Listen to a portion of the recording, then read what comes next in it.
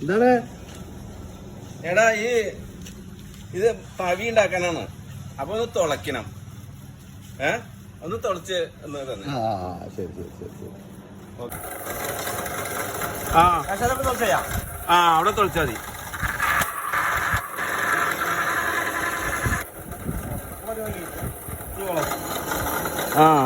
ഇതോളാം. ആ തുള മതി.